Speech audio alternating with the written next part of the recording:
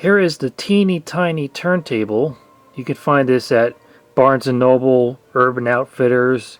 It's also on Amazon, probably lots of places. It says it includes 3 LPs to play. It costs $12.95 in the US and $16.50 in Canada. It says audiophiles and classic collectors can let those records spin with the teeny tiny turntable. This charming kit includes a miniature record player, 3 mini LPs, each with a printed sleeve and 30 seconds of music, printed stickers for customizing your LPs, and a 32-page book full of fun facts about the best records of all time. Ages 7 and up. And it's made by the Running Press. I believe this has been around since 2017, so it's not a brand new item, but you can still find it. It's the Deluxe Mega Kit. And it really is teeny tiny, because you can see it compared to the size of a typical suitcase record player. So let's open it up.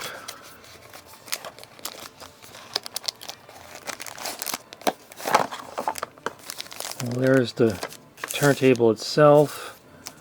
Those are the stickers. Some looks like just warnings. And the sleeves are those. No, those don't have the records in them. And there's the book. Well, it's a stiff binding on this book. But you can see some of the records it talks about. David Bowie, Queen, Elton John, Bob Marley. Let's see what was number 1. Number 1 is Jimi Hendrix. So basically all classic rock, although they include Madonna. Here's the turntable itself, and those are the records that come with it. And that looks like a 1970s dual turntable. They basically copied the styling of one of those, except it's obviously missing a cartridge on there. So in case you haven't figured out yet, this does not actually play actual records. Like, I know these are not any kind of standard size, because even the 3-inch records you can buy these days, I don't have any of those, but here's a 3-inch CD for comparison, so you can see it's smaller than that. And there are some actual, I know there's 1-inch records that play like 10 seconds of music. So it's possible to make a record this small with actual grooves in it that are played by a stylus, but these are not that. These are just plastic discs that I'm having a hard time getting out of this bag. There we go.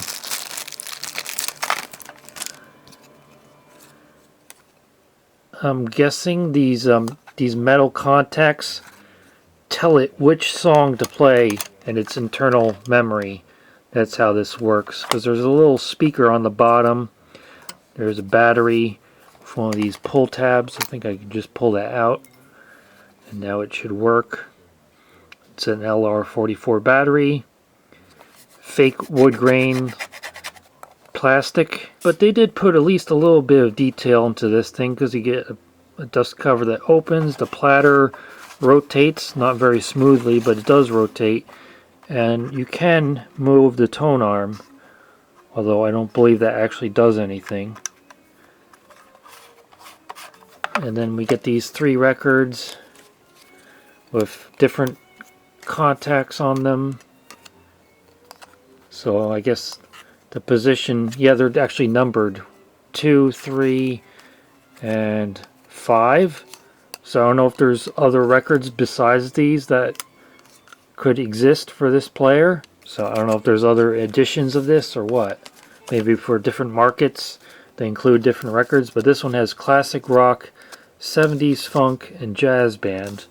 I don't know how you're supposed to tell which is which, unless you just play it and find out what it sounds like. If you did have any of those 3-inch or 8-band records, they would actually fit on this turntable. This is a 3-inch CD, and it does fit on a platter, although obviously this would not be able to actually play those. Here are the instructions. Simply raise the hinge lid, place a record down on the platter, spin, and the music will play. When you're ready to hear a new song, switch out the record for a new one. So let's give that a try. Just put on one of these records, spin it.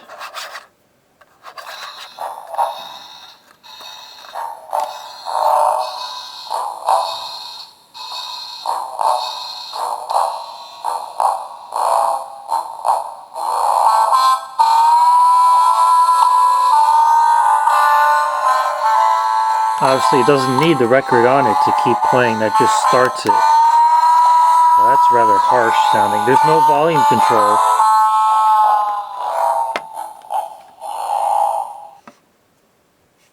Alright, let's try another one. That was pretty harsh sounding.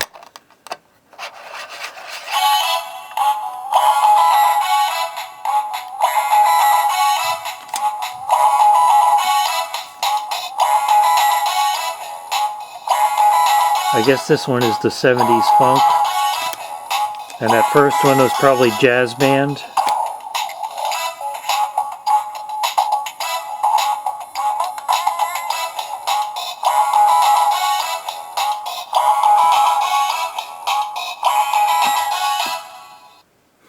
And here's the last one. Didn't we hear that already? Unless they give me two of the same thing. So the way it works is these discs, which are about 2.5 inches or 6.5 centimeters in diameter, have magnets on the bottom of them. You can see if I place a metal object on it, it sticks to it.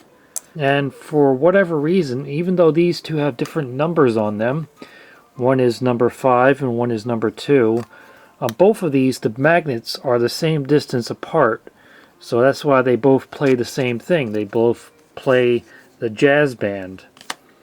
Well, this one, they're wider apart, and this one plays the 70s funk. I would assume they should all come with these 3 different discs, but for some reason mine did not. Initially I thought there might be a selection of 6 different possibilities, but it looks like 3 of these are the genres, and the 3 other ones are just random sayings to put, I guess, on the other side of the record. Here's the way they intend these records to look once you put the stickers on it and put it in the sleeve. This is what they call 70s funk, even though it sounds more like a 1980s Casio keyboard. But there it has the stickers on it. And it goes into the sleeve like that. What I did to try to make my own replacement for this missing classic rock record is I measured the distance between the magnets on the jazz and funk records. They were 36 millimeters apart on the jazz record and 57 millimeters apart on the funk record. So I split the difference between the two of them, and that's my guess that the rock record has the magnets about 46.5 millimeters apart. So I took one of the duplicate jazz records. I was able to punch out the magnets from the other side by poking this very small screwdriver through it, and it popped out the magnets. Then I taped them back on into that distance of 46.5 millimeters. So let's see if this works. It's going to be a little bit lumpy because the way I taped it on, but let's see.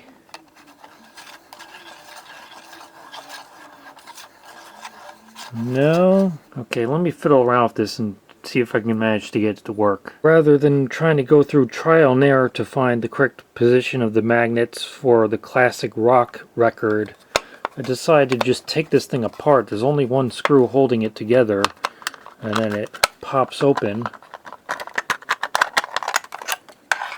And it only needs one magnet to activate the circuit. There's the center of the spindle, and you can see the positions of the sensors. And I discovered that the classic rock one is this one, which is the closest to the center. So if I take any of these records and hold the magnet above that, we hear our classic rock, or what they call classic rock.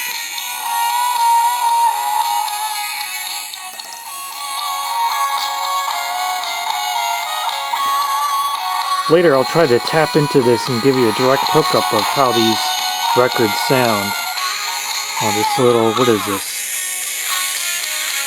8 ohm 0.25 watt speaker. So that's classic rock. Now this one here plays the jazz. There's no way to stop it. Let me see if I triggered another magnet, does it switch? Yeah, it does. So I can switch at any time.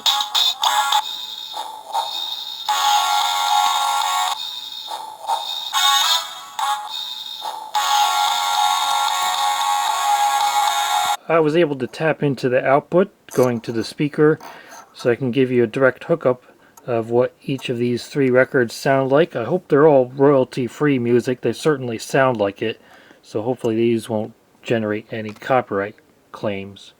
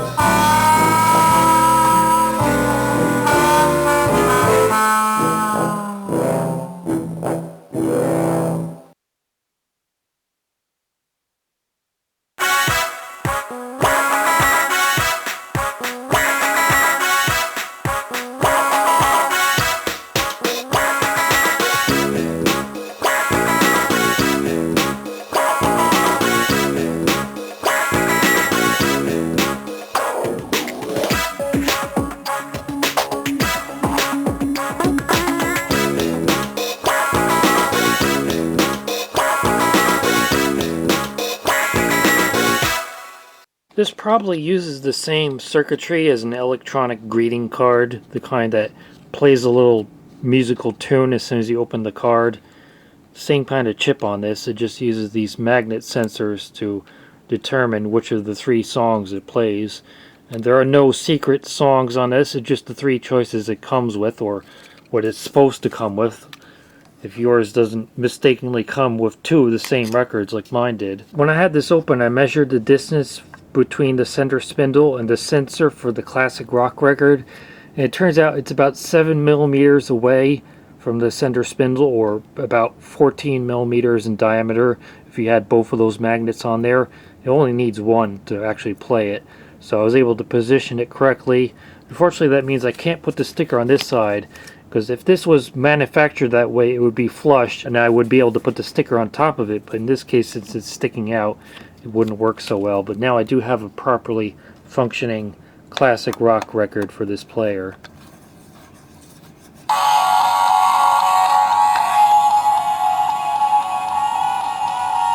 So that's the teeny tiny turntable. Obviously it's just a novelty toy, but nonetheless I had fun playing around with it, taking it apart and learning how it works, even if it did mistakenly come with 2 of the same records. And I appreciate how close they're able to get this to look like a vintage 1970s dual turntable. I just wish they would add something to the end of that tone art to make it look like it actually has a cartridge on it.